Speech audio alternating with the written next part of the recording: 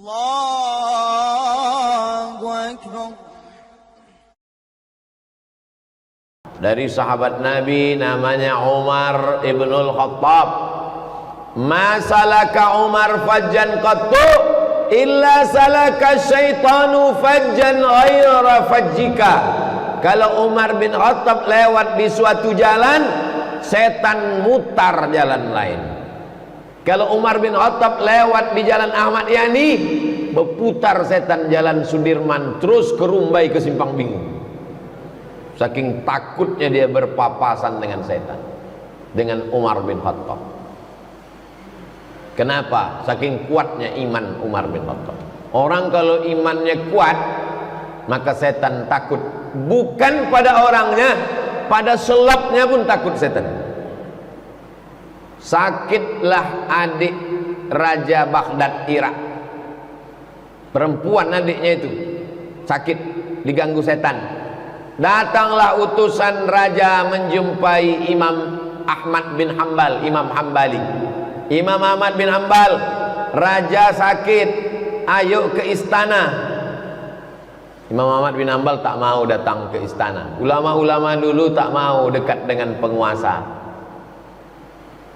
Maka diambilnya selop kayu. Dianjurkan di WC toilet tuh pakai selop, pakai sendal, pakai terompah, supaya tapak kaki tidak menginjak lantai, takut ada bekas air kencing ke lantai, dipijak, itu menyebabkan was-was dalam hati. Terompah kayu, kop-kop namanya. Terompah kayu dikasih. Nah, datang Ahmad bin Hanbal, Imam Ahmad bin Hanbal diambilnya, suruhnya pergi ambil terompah kayu di tempat wudhu, diambil, bawakan ke adik Raja Baghdad tu. Diletakkanlah selop terompah kayu ke dekat adik Raja Baghdad yang kerasukan setan. Sehat. Takut setan menengok selop Imam Ahmad bin Hanbal.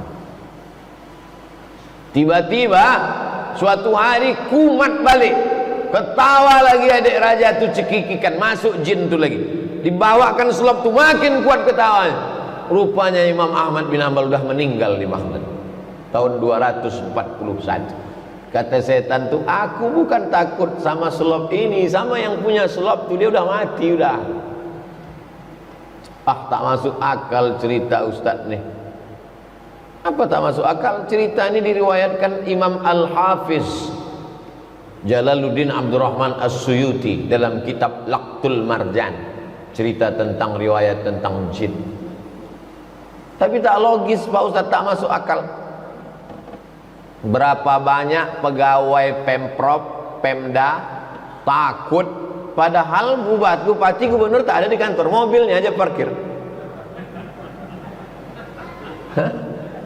Berapa banyak pegawai Pemprov, Pemko, Pemda ketakutan datang jam 7, padahal mobil dinas tu kebetulan air mati di rumah supir tu, dibawa aja situ nyuci.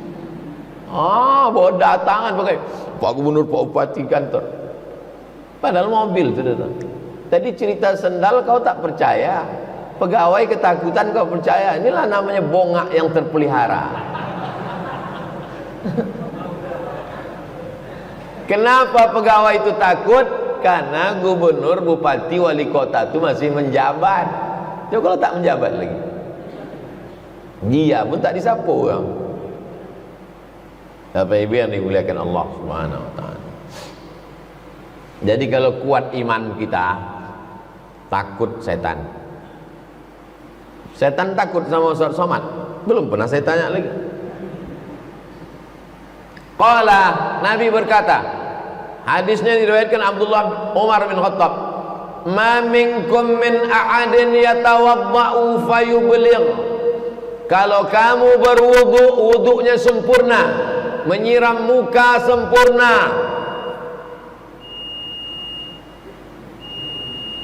saya sangka setan itu mengamuk. Au fayusbighul wudu'a, wudunya itu memang betul-betul baik menurut tuntunan sunnah Rasulullah SAW. Summa yaqulu, sesudah berwudu itu dia berdoa, asyhadu an la ilaha illallah wahdahu la syarikalah wa asyhadu anna sayyidana Muhammadan abduhu wa rasuluh. Allahumma ij'alni minat tawwabin waj'alni minal mutatahhirin waj'alni min ibadikas salihin. Illa futihat lahu abwabul jannati tsamaniyah, dibukakanlah pintu surga yang 8. Yadkhulu min ayyiha syaa, dia masuk dari pintu yang mana saja dia suka.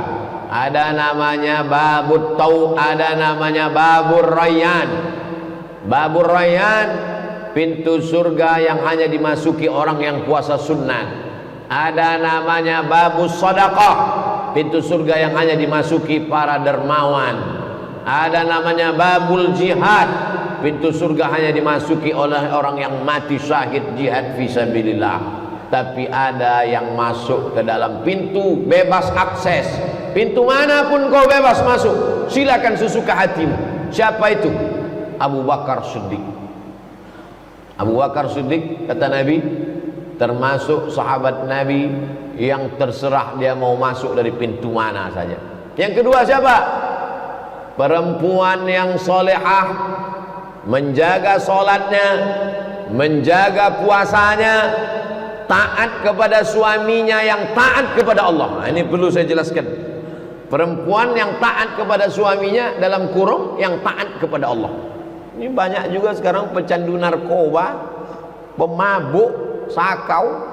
Sempat pula dia menasihati istrinya, kau taat sama abang kau masuk surga, padahal dia sedang mabuk. Perempuan yang sholatnya dijaganya, puasanya dijaganya, taat dia kepada suaminya yang taat kepada Allah, maka dia akan masuk surga di pintu mana saja yang dia mau. Yang ketiga nih, Abu Bakar, perempuan, orang yang sempurna wudunya.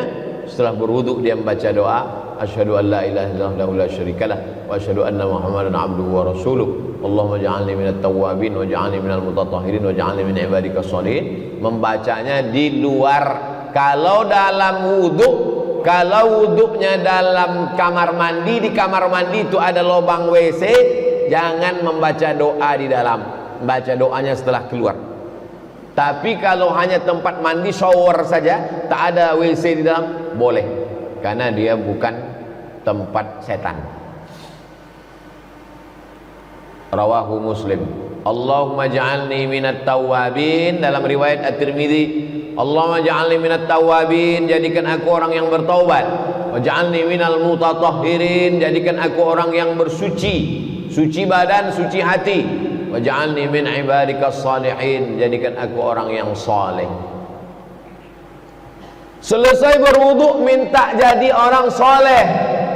Ketika salat yang dapat doa orang salat hanya orang yang saleh.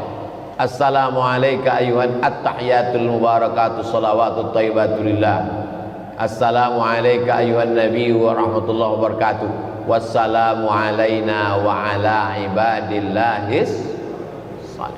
Tengok, perhatikan korelasi antara doa wudu dengan doa orang dalam sholat.